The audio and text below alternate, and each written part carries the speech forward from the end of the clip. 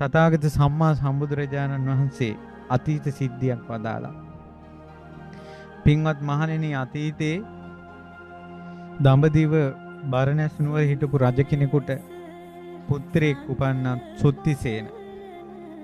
සුත්තිසේන පුත්‍රයා යුව රජකමේ ඉඳිද්දී ඔහුට තරුණ වියේම විවාහ කළා දුන්නා සම්බුලා කියලා බිසවක්.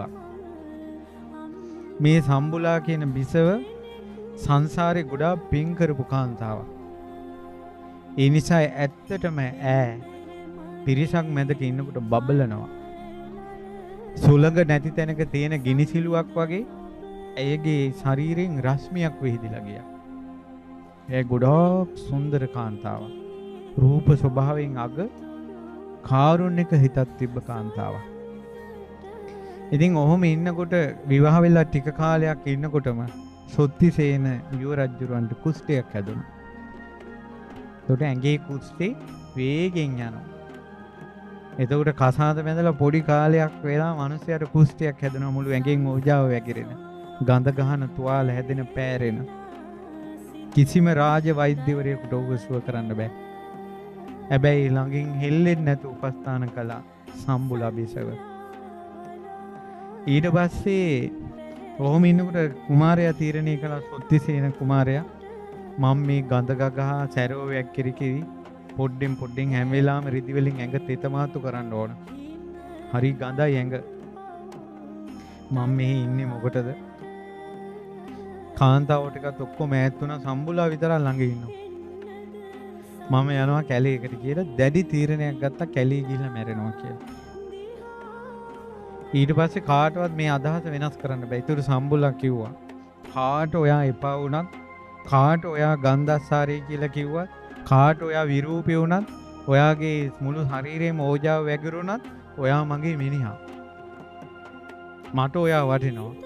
ඔයා මට රංකඳ. ඔයා මට රංකඳ. ගෑණියෙකුගේ ඇඟේ තියෙන වස්ත්‍රය තමයි කිව්වා මිනිසයා. මිනිසයා නැති වුණු ගෑණිගේ ඇඟේ වස්ත්‍රයක් නැහැ කිව්වා, නිර්වත් කිව්වා. ඒ නිසා මට ඔයා වටිනවා. මං ඔයාගේ ඉස්ස අත තියලා දිවුරන්නේ, මගේ පණ දෙවිනි කරගෙන ඔයාව රකින්නවා. ඔයා කොහෙවත් යන්න ඕනේ නැහැ කිව්වා. කැලේක මැරෙන්න ඕනේ නැහැ කිව්වා මං ඉද්දි. ඇත්තටම අය කිව්වේ. අහන්නෙම නැහැ. ඊට පස්සේ කිව්වා හරි එහෙනම් මාත් වෙනවා. මාත් වෙනවා කියලා.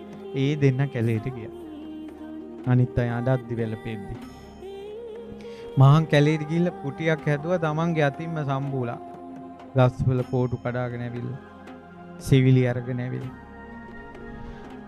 උදේ පාන්දරම නැගිටලා වතුර ටික අරගෙන වතුර බොන්න දීලා, දැහැටි දීලා, මිනිස්සයාගේ ඇඟ හොදලා, බෙහෙත් ಜಾති කැලින් අරගෙන ඇවිල්ලා ඒව කොටලා තමන්ගේ අතින් ඇඟේ ආලේප කරවලා, පළවැල කන්න දීලා, පැසත් අරගෙන, කෙක්ක අරගෙන, කූඩේ අරගෙන, අලවල් හරන උල අරගෙන යනවා පළවැල නෙලන්න.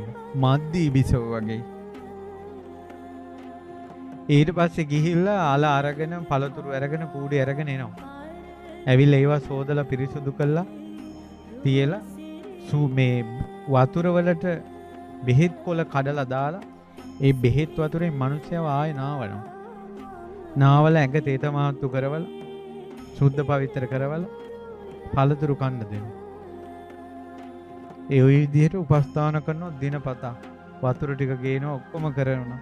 ඊට පස්සේ මිනිස්සයා හාන්සි වුණාට පස්සේ සොත්තිසේන රජුරෝ ඔළුව මෙහෙම අතින් පිරිමන්දිනවා, සම්බාහනය කරනවා. කකුල් දෙක සම්බාහනය කරනවා. එහෙම රජුරවන්න නිින්ද යනවා. නිින්ද ගිය ගමන් ඒ පැල් කෙටියේම අයිනක පැදුරක් දාලා නිදා ගන්නවා. කොලයක් වැටුණාත් ඇහැරිලා බලනවා මිනිස්සයාට කරදරයක්ද කියලා. බුදුමුවින් බුදුරජාණන් වහන්සේ ඇගේ ගුණ කීවේ.